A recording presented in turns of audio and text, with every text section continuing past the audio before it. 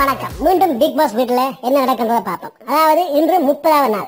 இன்று ஒரு வித்தியாசமான ஒரு சைக்கிள் ஓட்டுற நிகழ்ச்சி நடந்துட்டு இருக்கு. இந்த சைக்கிள் மிதிக்கிற விளையாட்டு உண்மையா சொல்ல போனா வரவேற்கத்தக்கது. காரணம் என்னன்னா, பிக் பாஸ் வீட்டுக்குள்ள உள்ளாக்களுக்கு உடம்பு எப்படியோ சும்மா இருக்கிறது. ஆனாவே அதை ரெய்னிங் அந்த சைக்கிளை மிதிக்க அவன் உடம்புக்கு அது நல்லது. இந்த சைக்கிளை மிதித்தா மட்டும்தான், அதாவது சைக்கிளை மிதித்து அந்த சைக்கிளின் லைட் எரிந்தால் மட்டும்தான் பாத்ரூம்ல, பெட்ரூம்ல, அடுத்தது கிச்சன்ல லைட் எரியும். இந்த 3 இடங்களிலே தண்ணீரோ அல்ல கரண்டோ அல்லது கேஸோ பாவிக்க வேணுமாக இருந்தால் ஆரோ ஒரு ஆள் போய் அந்த மிதிவண்டியை மிதிக்க வேண்டும். அப்படி மிதித்தால் மட்டும்தான் அங்க இதை பாவிக்க முடியும். இந்த சைக்கிள் மிதிக்கிற திட்டத்தை பிக் பாஸ் கொண்டு வந்தது உண்மையை சொல்ல போனா வரவேற்கத்தக்கது, ஒரு நல்ல விஷயம். காரணம் என்னன்னா, பிக் பாஸ் வீட்டுக்குள்ள இருக்கிற ஆட்களுக்கு உடம்புக்கு அது நல்லது. இந்த திட்டத்துல ஒரு சின்ன சிக்கல் இருக்குது. அந்த சிக்கலை தான் இந்த வீடியோ ஊடாக பிக் பாஸுக்கும் தமிழ்நாட்டு மக்களுக்கும் நான் சொல்ல விரும்புறேன்.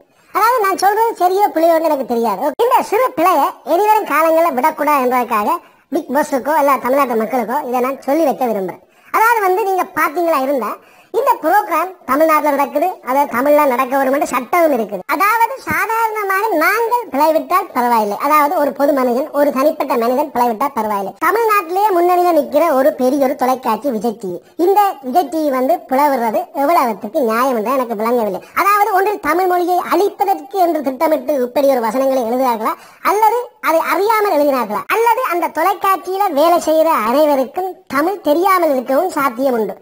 அந்த விஷயத்தை நாங்க பேர்ந்து பார்ப்போம். இந்த பிக் பாஸ் வீட்டில ஒரு தமிழ் கவிஞர் வேற இருக்கிறார். அவர் கூட அதை கவனித்தும் கவனிக்காமல் இருக்கிறார்களா, அல்லது அவரும் அதை தெரியாமல் இருக்கிறாரா என்பது ஒரு கேள்வி. அதை விடுவோம், அதையும் நினைத்து விடுவோம். பிழை என்னன்றதை பார்ப்போம்.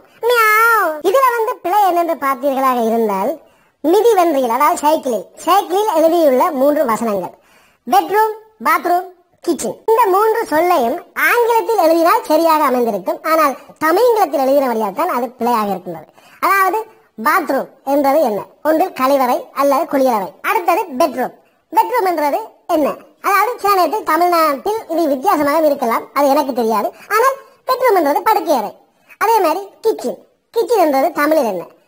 அதாவது தமிழில் சமையல் அறை. இதை தவிர்த்து தமிழகத்தில் எழுதிய விஜய் டிவியை நாங்கள் என்ன செய்வது? ஓகே, இந்த தமிழகத்தில் எழுதிய விஜய் டிவியை தான் இப்போது பிக் பாஸ் என்ற நிகழ்ச்சியை அநேகமானோர் பார்க்கின்றோம். உலகம் பூராயும் பார்க்கின்றோம். அதாவது ஜெர்மன், இங்கிலாந்து, கனடா என்று பல நாடுகளில் பார்க்கின்றோம். எங்கள் பிள்ளைகள் கேட்கிறார்கள், ஓ பெட்ரூமை தமிழிலும் பெட்ரூம் என்றான் சொல்லார்கள்.